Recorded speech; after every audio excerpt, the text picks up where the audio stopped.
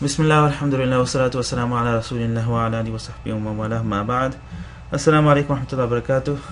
Yeah, so we're now moving in, inshallah, to week 2, and we're in the middle of our introductory theory, our 4% of the language that gives you over half of all your benefits. And as soon as we're done with this introductory theory, we're going to begin our reading text in the next week, in the 3rd week of class.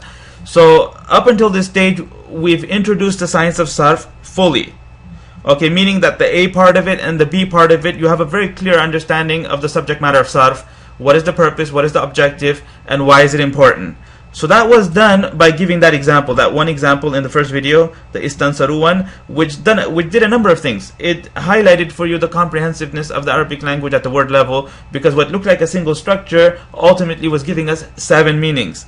So we leveraged that, and we said that one of those meanings is coming from the dictionary, the other 6 are coming from either the vowel configuration, the pattern, or from the designated letter at the end. Okay, so what was coming from the vowel configuration and the pattern? Tense, voice, and the notion of seeking was coming from there. And the gender, the plurality, and the person of the one doing the verb was coming from the last letter, the designated letter, the waw, at the end of the example. So there's a science that gives us these 2 pieces of information. It gives us the patterns and it gives us the endings, and that science is called sarf. So that was pretty clear. Now, moving into grammar, our aim and our purpose is to understand the sentence. But in order to get to the sentence, we have to speak about words and phrases. This is why we go through a mapping process. Okay, so I've reproduced the map on the screen right now. It started off with the most basic sound that comes out of the human mouth, lafz. It will either be meaningful or meaningless. Clearly, meaningless is not what we're going to be speaking about. We just mentioned it for classification purposes. All of our focus is on the right side, the meaningful side. That will either be single or it will be compound. Single was spoken about in the 2nd video of the first week, okay, where we developed the word. We looked at the English parts of speech, which were 8, and we distributed them on the 3 parts of speech in Arabic: the ism, the fi'l, and the harf. And the ism accounted for 4 of them: nouns, pronouns, adjectives, and adverbs. The fi'l was exactly what the English people call verb, and then everything else was grouped underneath the 3rd category, which was harf. And what was common between all the harfs is that they all indicate on a meaning in something else, as opposed to the ism and the fi'l, because their meaning is in themselves, and then between them the difference is through tense. Okay, once done, then we proceeded to subclassify the ism, subclassify the fi'l, and subclassify the harf, and that resulted in further terminology. The subclassifying of the ism was done from the perspective of whether the ism is coined without involving a process of derivation, or whether it does involve a process. If it's just coined and frozen, like a noun, a place, a person, or a thing, like the word rajul or the word shajara. Rajul means man and shajara means tree, then that's called jamid. And if it does involve the process of derivation, then the grammar people are telling us that one of those words that involve the 3 letters is the source, and all other 99, for example, words that are created also have the same letters. Those are all derived. Many of them will be verbs. And there's a few of them, which are like 5 or 6, that are created and put on particular patterns, isms. I'm talking about isms. So from there, we understood a couple of things. First of all, that sarf does not only talk about verbs, although it's true that 95% of the discussion in sarf is related to verbs. Okay, but certain isms also have patterns. So when you get your 3 letters and you put them and you give them the vowel configuration, which sometimes involves the addition of 1 or 2 non-base letters, then that can result in a noun, like writer or teacher, okay, or the word masjid. You see, so there's terms like the frozen one's called jamid, the verbal noun, the source, the launching pad, that's called masdar, and that normally is translated with ing, like hitting and helping and sitting and standing. And then the words that are created from the masdar, the verbs from among them, and also the isms from among them, they're called mushtaq. Jamid, masdar, and mushtaq. Next, we spoke about the verb, and within the verb, we had 3 primary types of verbs: the perfect, the imperfect, and the command. The perfect was fully developed in week 1. Okay, and what I mean by fully developed is that the table layout was given to you, the conjugation table of 14, and then the model pattern was given, the endings were given. Take the model, connect the endings, and you have the table. So fa'ala, fa'ala, fa'alu, that was introduced to you in week 1. The next verb, the mudari, will be spoken about in week 3. Okay, and this is, I'd like to tell you in advance that we're not going to do the mudari verb in week 2, but instead we're going to do it in week 3. Okay, but we do have a sarf session. The third video of week 2 will be a sarf session, but instead of moving to the mudari, what we'll do is we'll spend more time with the madi, and we'll give you some variations of the madi, which will give you some extra information, and will also stall the introduction of the new verb because we don't want to introduce it too early. And it will also ensure and guarantee that you really know the past tense verb very well before moving to the next one. Okay, so that's sarf. Getting back to grammar, okay, and then, yeah, we did the same with the harf. We classified the harf into the governing agent and the non-governing agent, which gave us our first excuse to speak about grammatical states. So we, very briefly, in about 10 minutes, I gave you the human emotions and the facial expressions analogy, and we're going to revisit that again, inshallah. By the time we're done with our introductory theory. So there's a lot to be given still in week 3.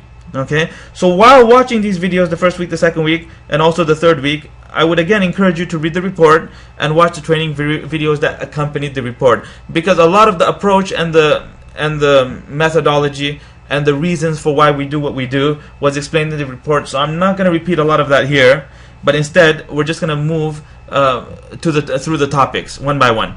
Okay, so the kalima, the word, we're going to consider it 80-90% developed and complete. The only aspect of it that still needs to be talked about is the development of the mudari, and that was my point in giving you all of that 5 minutes.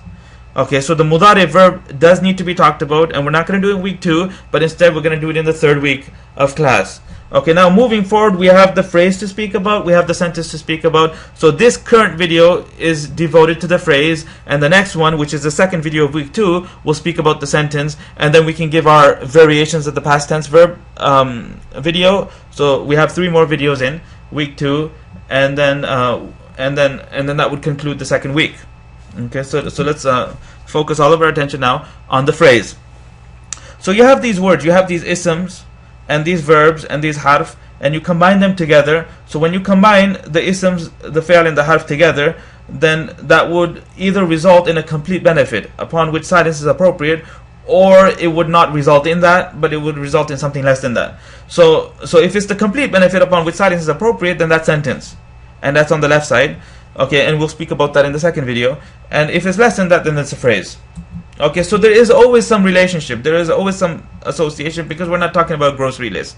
We're not talking about taking random words and lining them up together, but instead we're speaking about specifically the methods of connecting words together that are sanctioned by the language.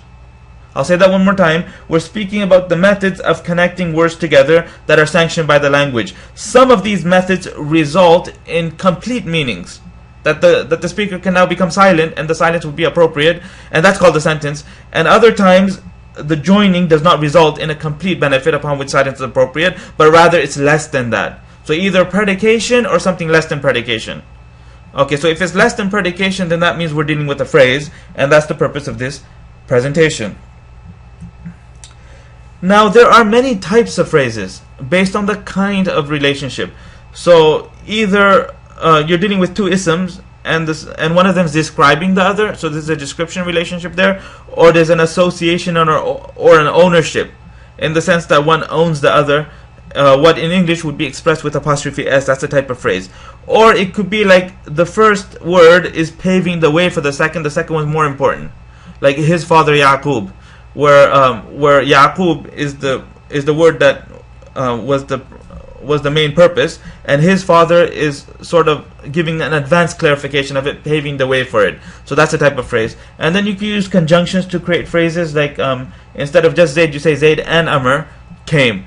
I hit Zaid and Amr. I passed by Zaid and Amr. So that Zaid and Amr is functioning as a single unit, and this is the commonality between all phrases, that the 2 or more words connecting together function as a single unit, which means that they occupy a place within the sentence that one word can occupy.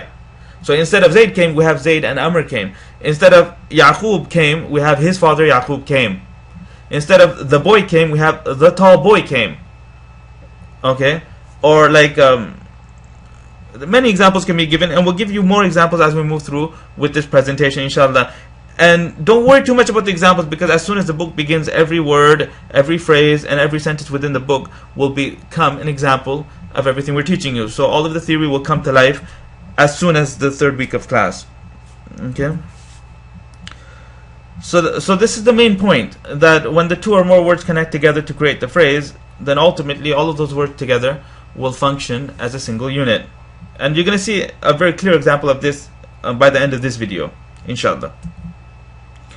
Okay, now if you remember, in the first week, in the first video, the istansaru example that was presented was done in order to highlight the comprehensiveness of the Arabic language at the word level, that what looked like a single word ended up giving us 7 meanings. So similarly, when words are connected together to create phrases, we have more than what we started off with. Okay, so like if I have the word boy and the word tall and I connect them together in a phrase, then we will have the individual meaning of the word boy and the individual meaning of the word tall, and beyond that we'll have the internal description that the adjective is associated to the noun. Okay, so waladun tawilun. Now it's not tawil walad, it's waladun tawilun, and it's not al walad tawil either, it's waladun tawilun. It's very specific in the sense that both the word walad and the word tawil are matching, and we're going to speak about the angles of correspondence in a few slides from now, inshallah. But for now, just look at the two words, and they are matching in all possible ways. That they're both singular, they're both masculine, and they both do not have al at the beginning of it, but instead both of them end in a double dhamma. So waladun with the n sound and tawilun with the n sound. Okay, so when you do it in this way, the translation becomes tall boy. Tall boy. So there's a meaning coming from the word boy, and there's another meaning coming from the word tawil. There's a meaning coming from walad, and another meaning coming from the word tawil. And by lining them up in this particular way, we're getting a third meaning that wasn't there originally, and that's the description aspect of it. So you can consider that a non-word meaning. So remember, within our first 3 weeks, our main goal is to teach you the non-word meanings, the mechanisms that give us the meanings that are not coming from the vocabulary, above and beyond the vocabulary. Okay, so some of it's coming from the patterns and the endings, and some of it's coming from the structure. So this is an example of a meaning that comes from the structure, the description. The word walad and the word tawil individually do not contain the meaning of description. It's when you line them up together, in that way you get the third meaning of description, and the translation is tall boy. Okay, so from the dozen plus types of phrases in the language, throughout this presentation we're going to speak about the one on the screen right now, which we call the descriptive phrase, or the mawsuf sifa phrase. And then the other one, which is the possessive one, and that's called the mudaf ilayh phrase. So pretty much there's 4 terms that you're going to get from this presentation. The first is mawsuf, and the second word is sifa. And let's go ahead and develop the mawsuf and the sifa. The mawsuf is the ism at the front that is being described, and it is a noun, it is an entity. And the sifa is another ism, which is the adjective. And remember that the Arab grammarians have taken the noun, the adjective, the noun, the pronoun, adjective, and adverb, and grouped them together under ism. So essentially it's 2 isms we're dealing with. 2 isms. So you line them up together, 2 isms. The ism that's at the front is called mawsuf, that's the technical term for it. And the other ism is called sifa, and that's the adjective. And the second describes the first. Opposite of what we would expect in English, because in English we say tall boy, but here we're going to say waladun tawilun with the boy word first and the tall word second. Second ism describes the first. And that's the first important thing you need to know about this type of phrase. Okay, the fact that it's opposite of the order in English. Okay, so here's 2 examples for you to begin with. We have the tall boy example, and it's a tall boy. It's not a particular tall boy, it's a tall boy. And then the example underneath that is the intelligent girl, where both the word girl and the word intelligent are feminine. Okay, and not only that, but they both have the al at the front of them. So the translation will be the intelligent girl. So apart from knowing that the order is inverted, okay, that the noun that's being described is at the front and the adjective that does the description is delayed, the next important piece of information you need to know is that the two will correspond in 4 aspects. And that's it. Once we know these 4 aspects, we're done with this type of phrase. We can move on to the next one. First of all, is the order. Okay, that was discussed on the previous slide. Other than that, they will correspond in 4 aspects. Number 1, the gender needs to be the same. Okay, now the noun's gender is determined by whether it's like a man or a boy as opposed to a girl or a female. So that's like, you don't need any sign for that. Like bint, al-bint has a long ta at the end of it, so I wouldn't consider that a sign of femininity, because a sign of femininity is the round ta. Okay, but bint is clearly feminine in the sense that it's a girl. It refers to a girl. Adjectives, here's something that's important, that adjectives in English do not have gender. So like if I'm speaking about a boy that's tall or a girl that's tall, I use the same word. I say tall, but in Arabic, you would actually have to add a round ta at the end of the adjective in order to correspond it to the noun if you're dealing with a feminine noun. So if you look at the 2 examples on the screen, al-waladu tawilu, both the word al-walad and the word at-tawil are masculine. Whereas in al-bintu rashidatu, both the word bint and the word al-rashidatu are feminine. The translation for the first example is the tall boy, and the translation for the second example is the intelligent girl. So gender is the first of the 4 aspects in which the 2 need to correspond. The second is plurality. Okay, now this gets into the grammar topic about how to create duals and how to create plurals. So that's an entire topic that's given to you at a more appropriate time. But for now, all you need to understand is that if the ism at the front is dual, meaning that it has the special ending that duals have, then that ending would need to be attached to the end of the adjective also. So not only al-waladani, but al-waladani tawilani, the 2 tall boys. Ar-rijalul muslimuna, the Muslim men. So ar-rijal is the plural of the word rajul. Rajul means one man, and rijal means men. So similarly, you'd have to take the word Muslim and turn that into plural, and the method of making plural might not be the same. So they don't have to rhyme. Okay, that's not what we're saying that they'll rhyme, but they'll both have the same value. They'll both be plural. So what would be incorrect is ar-rijalul muslim. That would be incorrect. You have to say ar-rijalul muslimuna. And then there's more that could be said, but I think that's sufficient for now.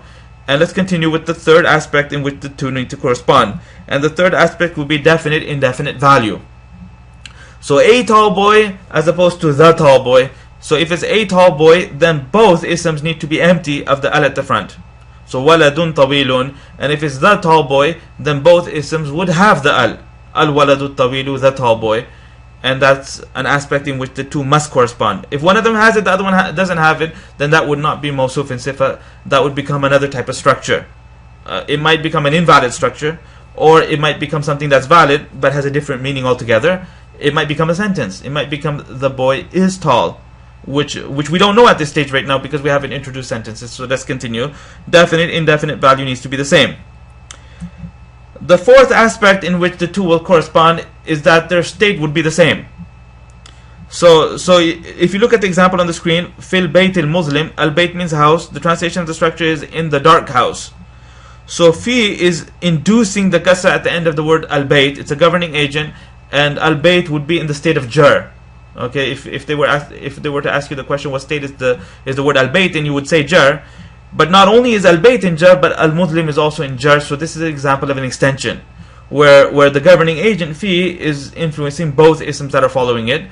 The first ism is being influenced directly, and al-muslim is being influenced because it needs to match. So the fourth aspect in which the 2, the mawsuf and the sifa, need to match is grammatical state. If one of them is in jar, then the other one will also be in jar. If one of them is in rafa, then the other one will also be in rafa. Which for our purposes right now, it means that the 2 will have the same ending. So al-bayti ends in a kasra, al-muslimi also ends in a kasra. And this concludes the rulings on the mawsuf and the sifa.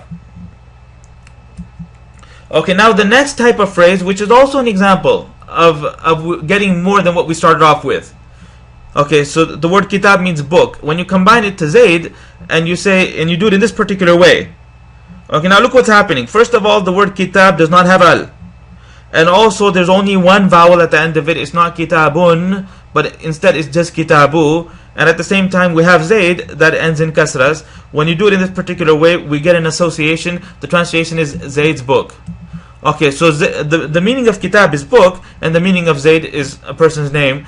But by doing it in this way, we get an additional meaning, which is possession, which we did not have when we started off. So by combining the two words together in this particular method, we get the additional meaning of possession. So possession is an example of a non-word meaning that did not come from the words, did not come from the vocabulary, but it came from the grammatical structure.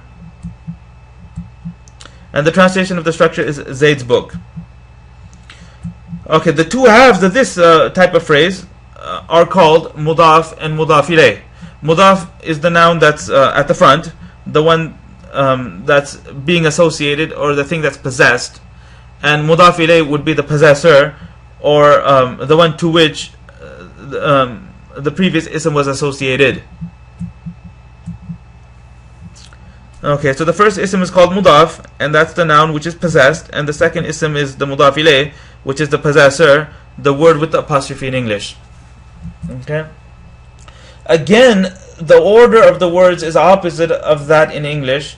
So in English you would say Zayd's book, with Zayd appearing first and book delayed, but in Arabic it would be Kitabu Zaydin. Okay, and another example is like Allah's Messenger. The word with the apostrophe in English comes first, but Rasulullahi is the way it would be expressed in Arabic. And now let's go ahead with the rulings. Ruling number 1, that the mudaf, the first word in the structure, would be empty of al. So you wouldn't say al-kitab, but you would say only kitab. Okay, and then that same word will also not have a second vowel, so you wouldn't have that tanween, and it's the n sound that's represented with the duplicating of the dhamma, or the duplicating of the fatha, or the duplicating of the kasra. You would not do that to the first ism. So this is like a rare instance in the language where a word would be empty of both. Normally it either has al or it has the tanween. So you say al-bayt versus baytun. Al-baytu baytun. So we take away the al, and then that tu becomes tun. But this is an instance where neither will have an al at the front, nor will it have a tanween at the end. So that's the first ruling. The second ruling is that move to the second word. The second word's grammatical state is fixed on jar, meaning that it would have kasras, like in the example that we saw on the previous screen, Kitabu Zaydin, din. So it's fixed on jar. The grammatical state of the mudaf is subject to the governing agent. Now this is important, and I'm going to give you a slide to really highlight it for you so you understand exactly what's being said here. But try to understand it abstract, and then when you see it, then inshallah that will fill the gap in the understanding. So if I have Zayd's book, the example would be Kitabu Zaydin. Now what's being said here is that Kitabu can change to Kitaba or Kitabi, but Zayd would not change. Zayd's grammatical state is fixed, and in all three examples it will be Zaydin, Zaydin, Zaydin. So if Zayd's book is doing something, you would say Kitabu Zaydin. If something is happening to Zayd's book, you would say Kitaba Zaydin. And if there's a preposition at the front, or if it's part of a possessive structure or something, then that could become Kitabi Zaydin. So Kitabu, Kitaba, Kitabi. So subject to the governing agent means it depends. So there's no fixed ending for the word kitab, but there is the fixed ending for Zayd. Okay. So look at the three examples here. Okay. We have Zayd's house here. Saqata baytu Zaydin. Zayd's house fell down. Zayd's house fell down, and that's an example of the house occurring as a subject. So that's a rafa. Remember the he, him, his that was given in week 1. So the word bayt is the word that's influenced by saqata. So saqata baytu Zaydin. And in the second example, I entered Zayd's house. So here the word house is the object of the entry. So it's going to have a different last letter than I had in the previous example. So bayta Zaydin. And in the third example, we have door of Zayd's house.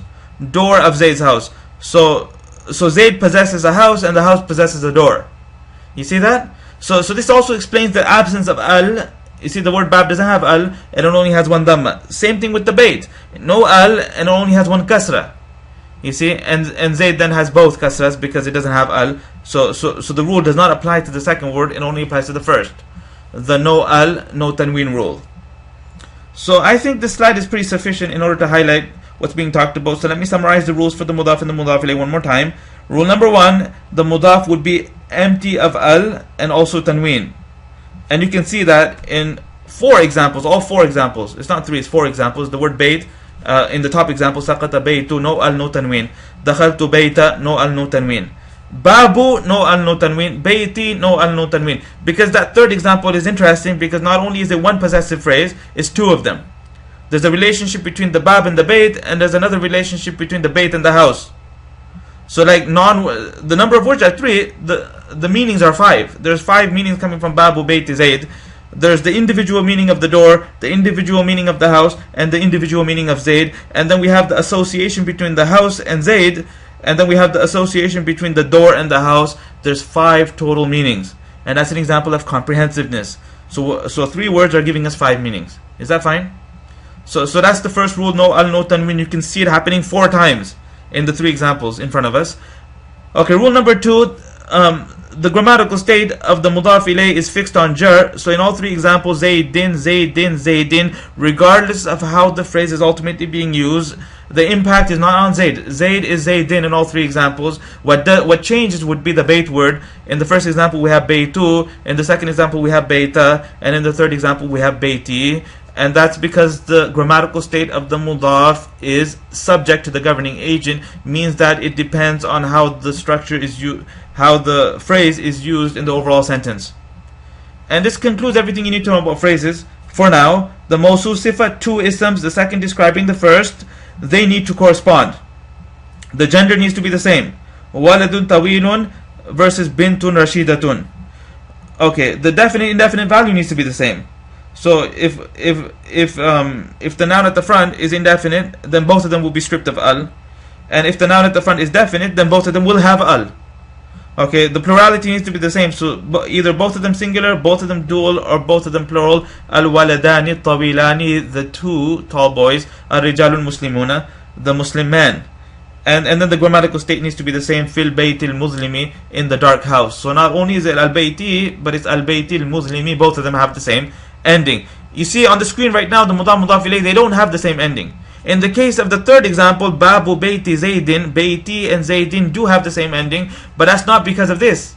That's not because they needed to match. It's because bab is causing the kasra on bayt, and bayt is then causing the kasra on zayd. So it's a coincidence that they have the same ending. And try to ponder on that last comment I just made about the correspondence that's occurring in babu bayti zaydin.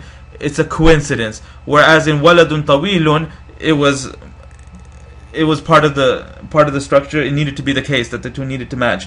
Fil baytil muslimi, in the dark house.